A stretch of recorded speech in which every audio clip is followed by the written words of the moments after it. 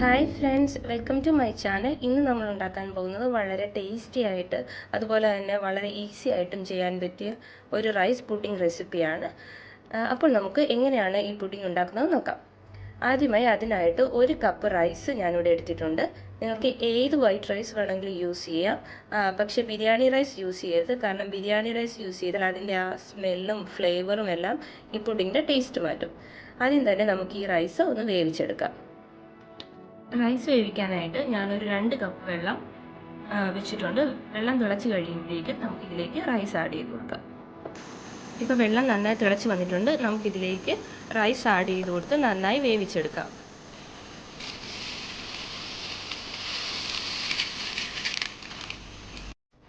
നമ്മുടെ റൈസ് ഇപ്പോൾ ഇവിടെ നന്നായിട്ട് വെന്ത് വന്നിട്ടുണ്ട്. നമുക്കിതൊരു പാത്രത്തിലോട്ട് മാറ്റാം.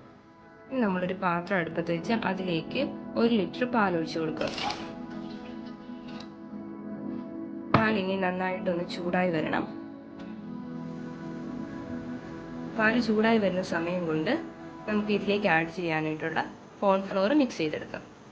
കോൺഫ്ലോർ മിക്സ് ചെയ്യാനായിട്ട് ഞാനൊരു കുറച്ച് പാലെടുത്ത് മാറ്റി വെച്ചിട്ടുണ്ടായിരുന്നു. അപ്പോൾ നമുക്കിതിലേക്ക് 2 വലിയ സ്പൂൺ കോൺഫ്ലോർ ഇട്ട് മിക്സ് ചെയ്ത് കൊടുക്കാം.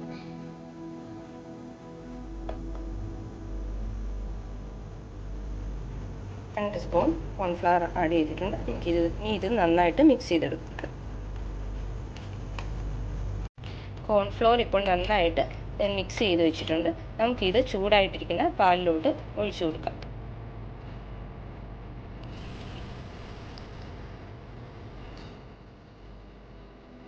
എന്നിട്ടിത് നന്നായിട്ടൊന്ന് മിക്സ് ചെയ്ത് കൊടുക്കാം. കോൺഫ്ലോർ ഇപ്പോൾ പാലിൽ നന്നായിട്ട് മിക്സ് ആയിട്ട് വന്നിട്ടുണ്ട്. നമുക്കിതിലേക്ക് റൈസ് ആഡ് ചെയ്ത് കൊടുക്കാം. ഇതിലേക്ക് നേരത്തെ വേവിച്ച് വെച്ചിരിക്കുന്ന റൈസ് ആഡ് ചെയ്ത് കൊടുക്കാം. നമ്മൾ നേരത്തെ എടുത്ത് വെച്ച മുഴുവൻ റൈസ് ഞാനിതിൽ ആഡ് ചെയ്ത് കൊടുത്തിട്ടുണ്ട്. എന്നിട്ട് ഇത് നന്നായിട്ട് ഒന്ന് മിക്സ് ചെയ്ത് കൊടുക്കാം. ഇനി ഇതിൽ കിടന്ന് നന്നായിട്ട് വെന്ത് ഇതൊന്ന് കുറുകി വരണം.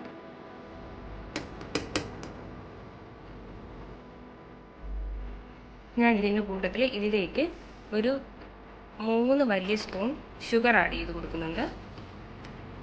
നിങ്ങളുടെ മധുരത്തിനനുസരിച്ച് നിങ്ങൾക്ക് ഷുഗറിൻ്റെ അളവ് കൂട്ടുകയോ കുറയ്ക്കുകയോ ചെയ്യാം. എന്നിട്ട് ഇത് ഒന്നും കൂടി നന്നായിട്ട് മിക്സ് ചെയ്ത് വയ്ക്കാം. ഇപ്പം നമ്മുടെ റൈസ് നന്നായിട്ട് കുറുകി വന്നിട്ടുണ്ട്. ഈ സമയത്ത് നമ്മൾ കണ്ടിന്യൂസ് ആയിട്ട് ഇളക്കി കൊടുക്കണം, അല്ലെന്നുണ്ടെങ്കിൽ അടുക്ക് പിടിക്കും. നമ്മുടെ റൈസ് ഇപ്പം നന്നായിട്ട് കുറുകി തിക്കായിട്ട് വന്നിട്ടുണ്ട്. ഇതിലേക്ക് ഒരു 1/4 ടീസ്പൂൺ വാനില എസൻസ് ആഡ് ചെയ്ത് കൊടുത്ത് നന്നായി മിക്സ് ചെയ്തെടുക്കുക. അതുമായിട്ട് ഞാൻ ഇതിലേക്ക് 125 ml ഒരു തിക്ക് ക്രീമും കൂടി ആഡ് ചെയ്ത് കൊടുക്കുന്നുണ്ട്.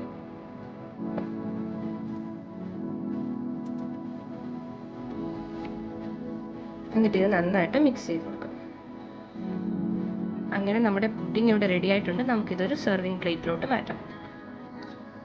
കാണാൻ ഒരു ഭംഗിക്ക് വേണ്ടിയിട്ട് ഞാൻ കുറച്ച് green and red cherry add ചെയ്ത് കൊടുത്തിട്ടുണ്ട്. അങ്ങനെ നമ്മുടെ tasty easy rice pudding ready ആയിട്ടുണ്ട്. നിങ്ങളെല്ലാവരും ട്രൈ ചെയ്ത് നോക്കണം. കുട്ടികൾക്കെല്ലാം ഇത് വളരെയേറെ ഇഷ്ടപ്പെടും. ഇനി നിങ്ങൾക്കിത് ഇങ്ങനെയാണെങ്കിൽ കഴിക്കാം, അല്ല നിങ്ങൾക്കിത് തണുപ്പിച്ചിട്ട് കഴിക്കാനാണ് ഇഷ്ടമെന്നുണ്ടെങ്കിൽ അങ്ങനെയാണെങ്കിലും കഴിക്കാം. അപ്പോൾ മറ്റൊരു വീഡിയോയുമായി വീണ്ടും കാണുന്നതായിരിക്കും. ബായ്.